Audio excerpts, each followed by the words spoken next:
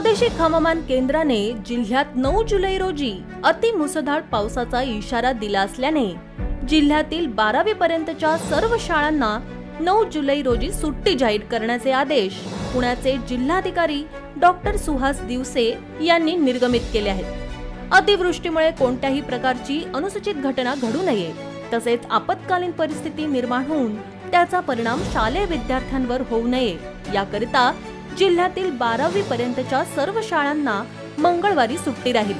तथापि या कालावधीत सर्व मुख्याध्यापक, शिक्षक व शिक्षकेतर कर्मचारी यांना कार्यालयीन वेळेत शाळेत उपस्थित राहून स्थानिक प्रशासनाच्या आदेशानुसार आपत्ती व्यवस्थापनाचं कामकाज करावं असे आदेशही नमूद करण्यात आले आहेत। नागरिकांनी सावधानता बाळगावी, धबधब्याच्या ठिकाणी पर्यटनासाठी जाऊ नये, आवश्यक असेल तरच बाहेर पडावं असे आवाहनही जिल्हाधिकाऱ्यांनी केले आहे। भारतीय हवामान विभागाकडून सातारा आणि पुणे जिल्ह्याला 9 जुलै रोजी रेड अलर्ट देण्यात आलाय। त्यामुळे जिल्ह्यांमध्ये अतिमुसळधार पाऊस पडण्याची शक्यता आहे। राज्यातील मुंबई, रायगड, रत्नागिरी, सिंधुदुर्ग, पुणे आणि सातारा या जिल्ह्यांना 9 जुलै रोजी रेड अलर्टचा इशारा देण्यात आलाय।